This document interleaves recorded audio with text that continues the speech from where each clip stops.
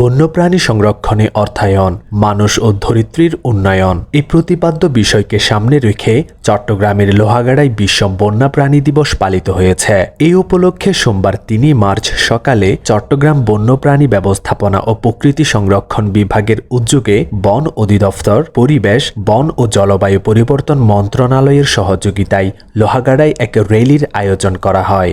Rally শেষে উপজেলা public হল রুমে আয়োজিত এসো চিনি বন্যপ্রাণী প্রতিযোগিতার আয়োজন করা হয়। উক্ত প্রতিযোগিতায় লোহাগাড়া উপজেলার ৬টি মাধ্যমিক বিদ্যালয়, ২টি দাখিল মাদ্রাসা ও বাঁশখালীর নাপুরা শেখেরকিল উচ্চ বিদ্যালয় অংশগ্রহণ করে। প্রতিযোগিতার শেষে অনুষ্ঠিত আলোচনা সভায় লোহাগাড়া উপজেলা নির্বাহী কর্মকর্তা ইউএনও মোহাম্মদ ইনামুল হাসানের সভাপতিত্বে অনুষ্ঠানে প্রধান অতিথি ছিলেন চট্টগ্রাম বিভাগীয় বন্যপ্রাণী ব্যবস্থাপনা ও প্রকৃতি সংরক্ষণ কর্মকর্তা আবু নাসের মোহাম্মদ ইয়াসিন নেওয়াজ।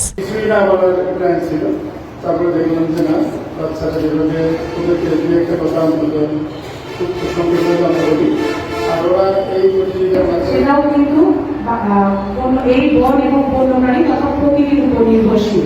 তাই বন্যপ্রাণী দিবসে আমাদের সকলের প্রত্যাশা শুধু আমরা সরকারি যারা বন অধিদপ্তরের কর্মকর্তা কর্মচারী আছেন, বন এবং বন্যপ্রাণী রক্ষা করা কিন্তু শুধু আমাদের একার দায়িত্ব নয়।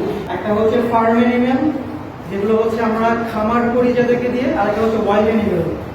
ওয়াইল্ড অ্যানিমেল মানে হচ্ছে বন্যপ্রাণী। আমাদের এই ধরনের প্রোগ্রামগুলো করার মূল উদ্দেশ্য হচ্ছে একটা হচ্ছে সচেতনতাটা তৈরি করা।